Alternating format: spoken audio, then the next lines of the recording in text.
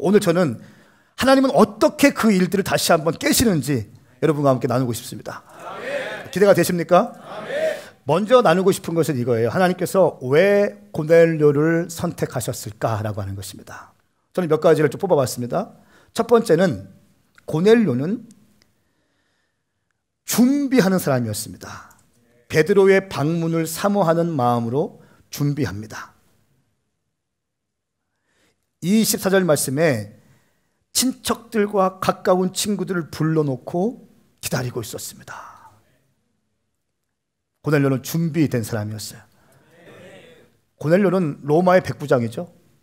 그리고 말씀을 보니까 기도하는 사람이었고 구제하는 사람이었고 가난한 사람들을 섬기는 사람이었고 모든 사람들이 칭찬하는 사람이었어요. 하나님을 경외하는 사람이라 나와 있어요. 실력도 갖췄어요. 로마 장군입니다. 백부장입니다. 아무나 되는 게 아니에요. 또 로마에서 가이사랴까지 파견 근무 나왔습니다. 아무나 가는 게 아닙니다. 실력 있어야 가는 거예요. 실력도 준비됐습니다. 능력이 있었습니다. 성품도 준비됐습니다.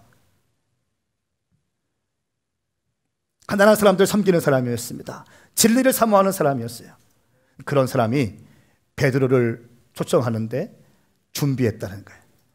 고넬료는 준비하는 사람이었어요. 두 번째는 베드로를 향한 진실된 마음이 있었습니다. 25절 말씀 보니까 베드로가 들어오니까 베드로의 발 앞에 엎드려서 뭐 합니까? 경의를 표해요. 엎드려 절해요. 고넬료는 로마의 장군입니다. 백부장입니다. 이것은 마치 로마의 황제에게 하듯이 고넬료가 할 수 있는 최선의 예의였어요. 더 놀라운 사실, 베드로는 어떻게 합니까? 나도 똑같은 사람입니다 하면서 이렇게 세운다는 거예요. 사실 우리가 이거가 약해요.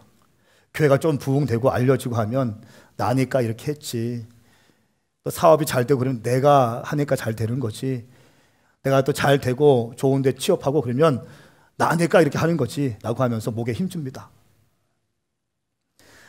나도 사람입니다, 이 얘기가 입에서 안 나와요. 저는 선포합니다. 우리 입술 가운데 언제나 나도 사람입니다, 나도 죄인입니다, 죄인인데 하나님의 은혜로 구원받은 죄인입니다, 이 고백이 늘상 선포되어지길 축복합니다. 보세요. 고넬료가 환상을 보는 사람이었어요. 환상을 보는 사람이었다. 음성을 듣는 사람이었어요. 그러니까 이런 겁니다. 환상을 보고 광주에 있는 철순의 집에 들어가는 거예요. 거기에 호철이가 있다는 것을 알고 환상 중에 광주에 무슨 동에 누구누구네 집에 호철이가 와 있다는 걸 알고 종을 보내는 겁니다. 가니까 있는 겁니다. 기가 막힌 사람이에요. 그런데도 보세요. 이 말씀 참 중요해요.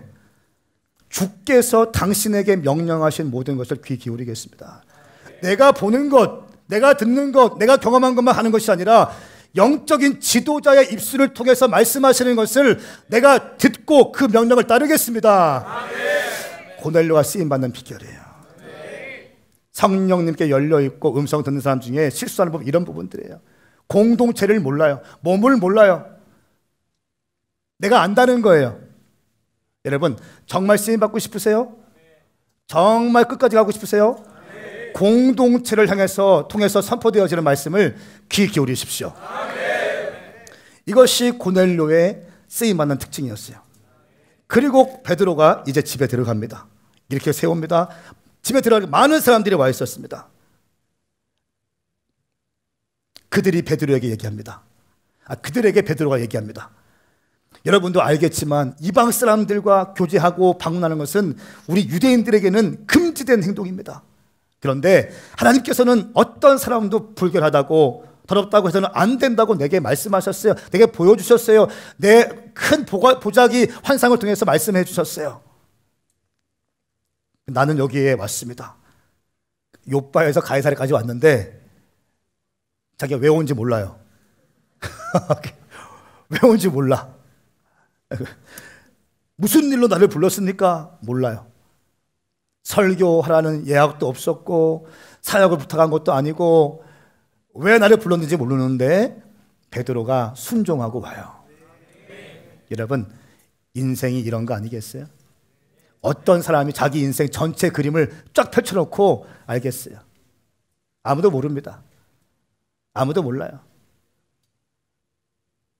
저도 제가 목사 될 거 몰랐다니까요. 몰랐어요. 전 당구장 주인 되는 게 꿈이었다니까요.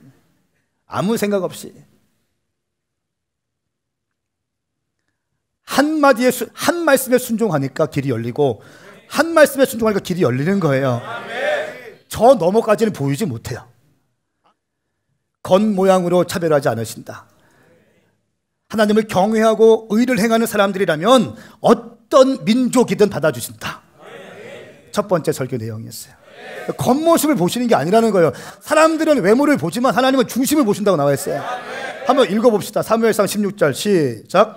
그러나 여호와께서 사무엘에게 말씀하셨습니다. 겉모습이나 키를 보지 마라. 나는 그를 이미 버렸다. 내가 보는 것은 사람이 보는 것과 다르다. 사람은 겉모습을 아멘. 보지만 여호와는 마음의 중심을 보신다. 아멘. 아멘. 한마디로 말하면 사람들은 스펙을 본다. 맞죠? 그러나 하나님은 중심을 보신다. 중심이 뭐예요? 너의 마음이 어떠한지. 에스겔 36장 말씀에 견고하고 아주 굳어진 돌덩어리처럼 딱딱한 마음인지, 부드러운 마음인지, 티처블한 마음인지, 말씀이 선포되어지면 그 말씀을 받아 먹을 수 있는 부드러운 말랑말랑한 마음으로 준비되었는지. 할렐루야. 우리 주님은 이거를 보신다는 거예요. 무슨 사업을 하고 있고 어떤 걸 갖고 있고 어떤 커리어가 있고, 아니요, 착각하지 마세요. 할렐루야. 여러분의 마음의 중심을 살피신다는 거예요. 마음의 중심이 바로 서 있으면 우리 주님은 사용하신다는 것입니다. 마음의 중심이 정확히 서 있으면 우리 주님은 사용하실 것입니다. 할렐루야. 예, 그럼요. 두 번째 베드로의 설교의 내용이 뭔지 아세요? 예수님은 사람을 살리기 위해 오셨다는 거예요.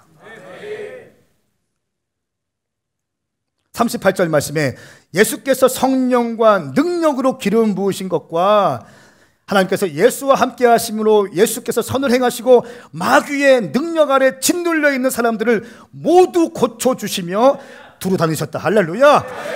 이것이 예수님이 이 땅에 오신 목적은 그냥 33년 동안 쇼핑하고 여행하는 것이 목적이 아니라 이 땅에서 고통당하고 있는 마귀에게 눌린 사람들을 자유케 하기 위해서 우리 주님이 오신 것입니다.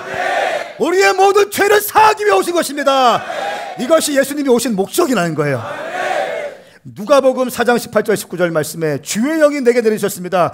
하나님께서 내게 기름을 부으셔서 가난한 사람들에게 복음을 전파하도록 하기 위해서, 하나님께서는 포로된 사람들에게 자유를, 못 보는 사람들에게 다시 볼 수 있음을, 억눌린 사람들에게 해방을 선포하기 위해서 나를 보내셨다는 것입니다. 이것이 예수님이 오신 목적. 한마디로 말하면 나는 사람을 살리고 싶다. 한마디로 말하면 나는 회복시키고 싶다. 나는 자유를 주고 싶다. 절망과 수치와 상처와 번민 가운데 있는 영혼들을 회복시키고 싶다는 것입니다. 마귀에게 빼앗겨서 그 젊음과 그 청춘을 유린당하고 있는 그 모든 청년들을 빼앗아오고 싶다는 것입니다. 할렐루야. 이것이 우리 아버지의 마음인 거예요. 이 일을 위해서 예수님이 오신 거예요. 지금 이것을 설교하고 있어요. 예수님은 사람을 살리기 위해 오셨다. 베드로의 설교는 어렵지 않습니다. 복잡하지 않아요. 신학자를 거론하지 않습니다. 쩍쩍거리지 않아요. 그의 설교 핵심은 예수 그리스도예요. 예수가 이 땅에 왜 왔는지, 무엇을 하기 위해서 왔는지. 세 번째 베드로의 설교, 사람들은 예수를 죽였지만 예수는 3일 만에 부활 승리했다. 하나님께서 세우신 이가 바로 자기임을 증거하라고 우리를 세우셨습니다. 42절 말씀에 예수께서는 우리에게, 사람들에게 말씀을 전파하라고 명하셨습니다. 우리의 존재 목적, 예수님의 이름을 증거하는 것입니다. 베드로의 설교 원고에 있는 네 가지 핵심이에요. 베드로가 설교를 참 많이 했는데 사도행전 2장 말씀에 오순절 마가의 다락방에서 설교해요. 설교할 때도 베드로의 설교는 복잡하지 않습니다. 베드로가 설교했을 때 성령이 막 임하시죠. 그리고 오늘 말씀 보니까 사도행전 2장 말씀에도, 표를 좀 보여주십시오. 2장 말씀에도 설교의 내용의 핵심이 예수 그리스도였고, 또 이 가이사랴 고넬료의 집에서 설교도 예수 그리스도예요. 그 결과로 사도행전 2장 말씀 회개의 영이 임하고 세례하기 시작합니다. 그때는 유대인이었어요. 근데 지금은 이방인이었어요. 그때 성령이 임했을 때, 기도하고 있을 때 성령이 임했고, 성령이 임한 다음에 베드로가 설교했어요. 오늘 말씀을 보니까 설교하는 중에 성령이 임해요. 그 설교하는 중에 성령이 임하는데 모든 사람들에게 성령이 임해요. 그러니까 급하게 설교가 끊기는 느낌이 들어. 성령이 임했기 때문에. 어떤 역사가 있었는지 보십시다. 44절부터 48절까지의 말씀 보니까 성령의 강림의 역사가 나옵니다. 베드로가 이렇게 말하고 있을 때 말씀을 듣고 있던 모든 사람에게 성령이 내려왔습니다. 그 사람들이 이방인들이었잖아요. 그죠? 이방인이었는데 설교하는 중에 성령이 임했고, 성령이 임한 결과 45절 말씀에 보니까 성령의 은사를 이방 사람들에게까지 부어주시는 것을 보고 깜짝 놀라요. 누가요? 함께 온 할례 받은 신자들. 할례 받은 신자들은 정통 유대인 출신의 크리스찬을 의미합니다. 이방인들은 구원받지 못할 거라고 믿고 있던 정통 유대인 출신의 크리스찬들, 개종자들을 의미하는데 이들이 놀래요. 이방인들도 성령이 임하는 것도 놀래요. 더 구체적으로 어떻게 임하는가? 46절 말씀 보니까 사람들이 방언을 말하기 시작해요. 설교하고 있는데 갑자기 다다다다 하기 시작하는 거예요. 하나님은 베드로에게 이방인이었지만, 유대인이었지만 이방인의 집에 와서 하나님 말씀에 순종했던 베드로에게 선물을 주시는데, 베드로가 설교할 때 이방인들 가운데 성령이 부어지고 방언을 하는 것을 보게 해요. 베드로는 충격받았을 거예요. 있을 수 없는 일이거든요. 자기가 알고 있던 신학을 다 동원하고 해도 띄어지지 않고 열리지 않았던 것인데, 베드로가 설교할 때 성령이 이방인 가운데 임하게 되는 거예요. 11장에 넘어가면요, 이 베드로가 예루살렘에 가서 이 선교를 보고하는데 사람들이 막 공격합니다. 어떻게 이방인의 집에서 먹고 신방할 수 있습니까? 막 공격해요.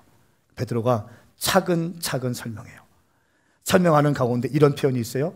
우리가 성령 받았던 그 선물, 그 마가의 다락방에서 받았던 그 성령의 은사가 이방인들 가운데 동일하게 일어났는데 내가 어떻게 막을 수 있습니까?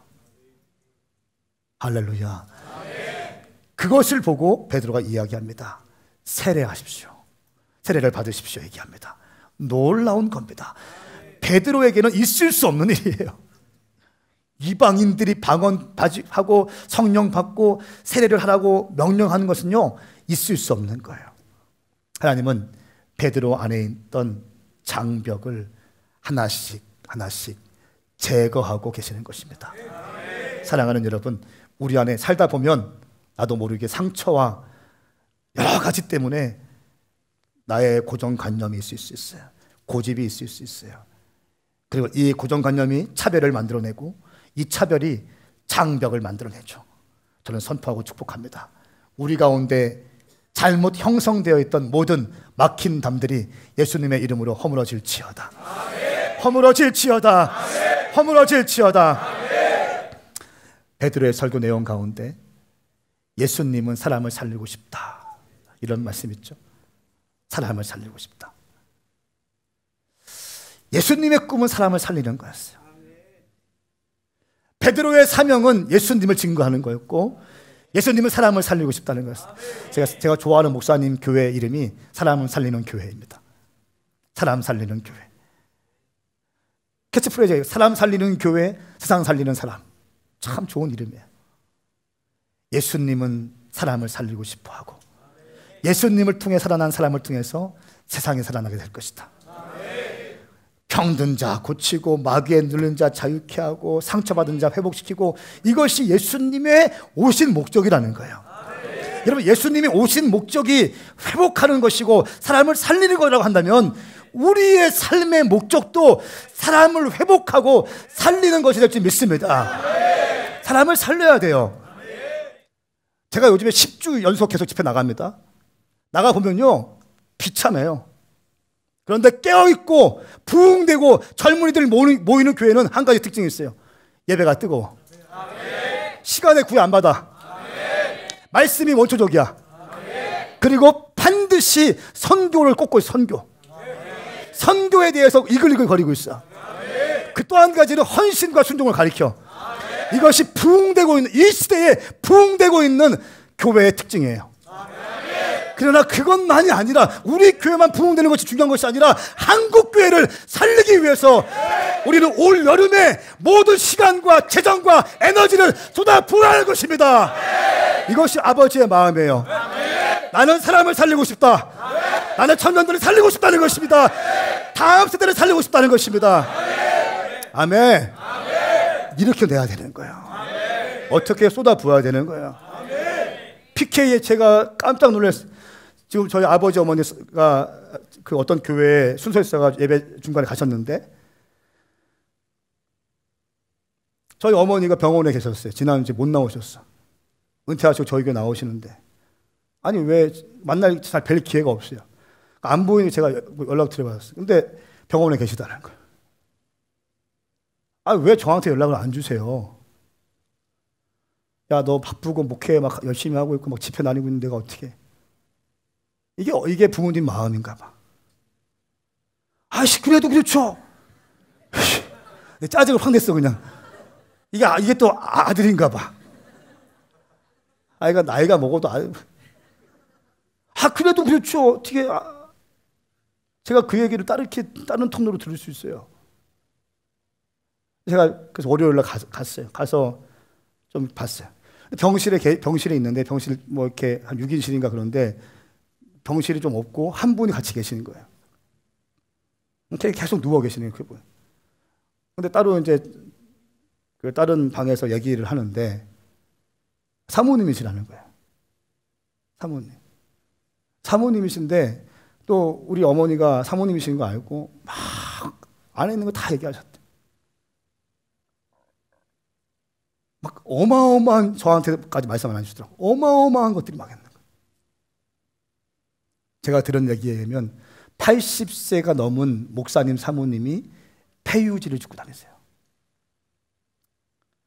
상당히 많은 목사님 사모님 가정이 깨어지기 직전이거나 깨어졌거나 별거 상태거나 상당히 많은 목회자 가정들이 흔들리고 있다는 거예요.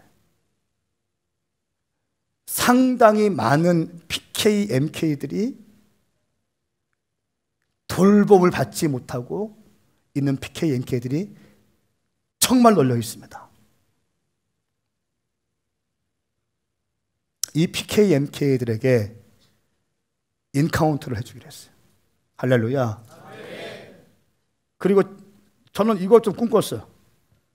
우리가 옛날에 중고등부 수련회 같은 거 할 때 장년들이 와서 식사해 주셨어요. 그죠?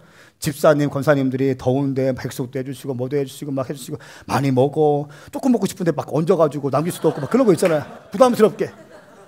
늘 이렇게 많이 주셔, 항상 이렇게. 남기면 맛이 없냐? 그리고 막 이러시.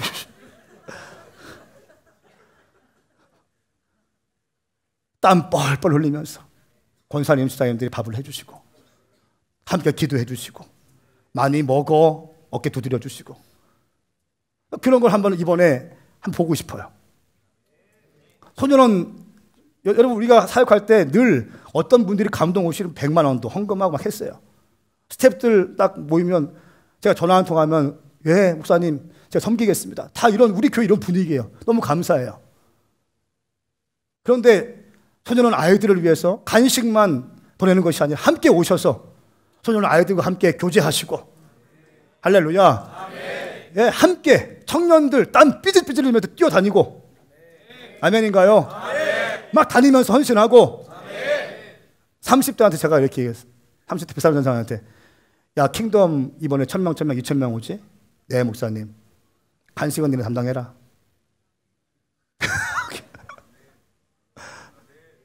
왜?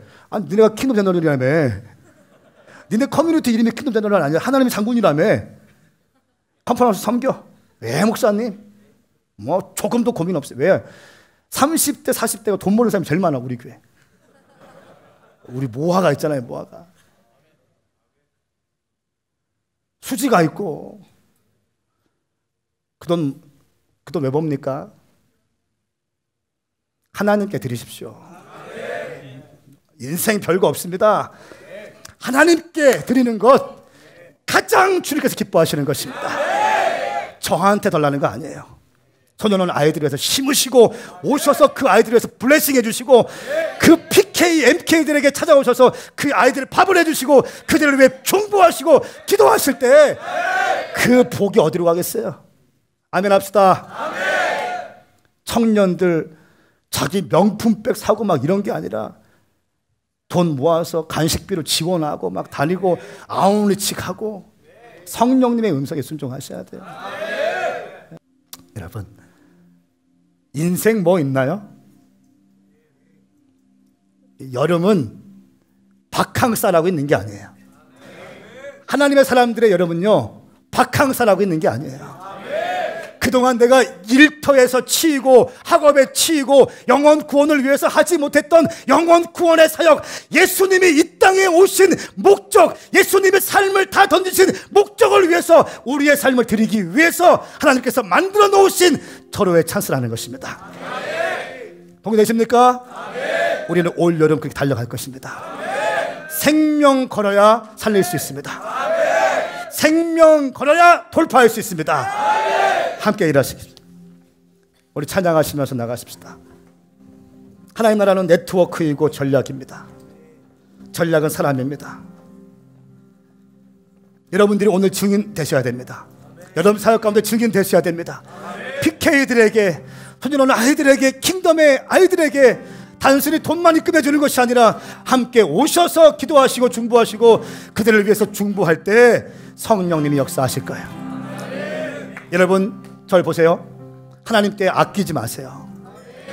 하나님 앞에서 자판기 두드리는 것만큼 어리석은 거 없습니다. 주님 앞에서 계산기 두드리는 것만큼 어리석은 거 없어요. 성령님의 음성에 순종하십시오. 순종하는 사람을 통하여 하나님은 역사하실 것입니다.